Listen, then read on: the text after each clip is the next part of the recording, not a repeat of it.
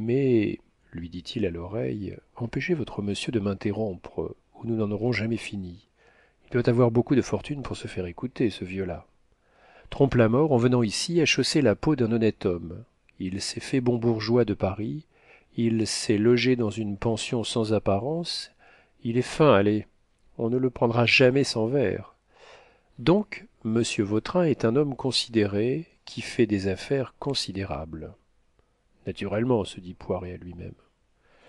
Le ministre, si l'on se trompait en arrêtant un vrai Vautrin, ne veut pas se mettre à dos le commerce de Paris ni l'opinion publique.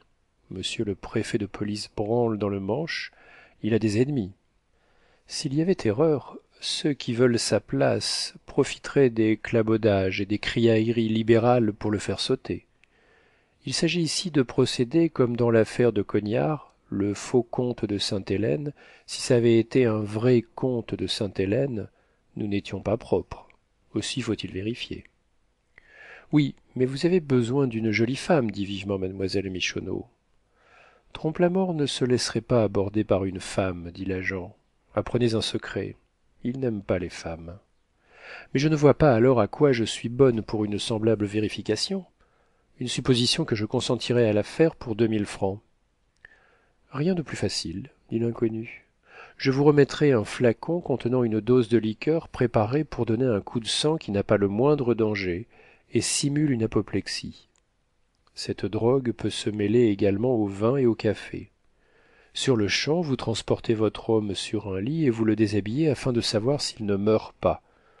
Au moment où vous serez seul, vous lui donnerez une claque sur l'épaule. Paf, et vous verrez reparaître les lettres. Mais c'est rien du tout, ça, dit Poiret. Eh bien, consentez-vous dit Gondureau à la vieille fille. Mais, mon cher monsieur, dit mademoiselle Michonneau, au cas où il n'y aurait point de lettres, aurais-je les 2000 francs? Non. Quelle sera donc l'indemnité? 500 francs. Faire une chose pareille pour si peu. Le mal est le même dans la conscience, et j'ai ma conscience à calmer, monsieur.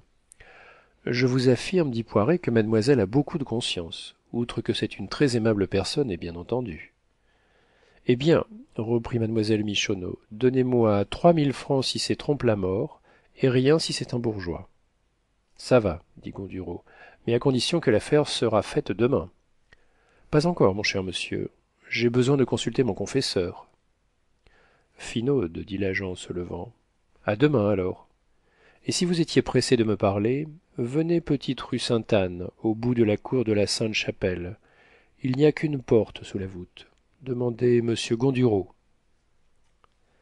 Bianchon, qui revenait du cours de Cuvier, eut l'oreille frappée du mot assez original de Trompe-la-Mort, et entendit le ça va du célèbre chef de la police de sûreté.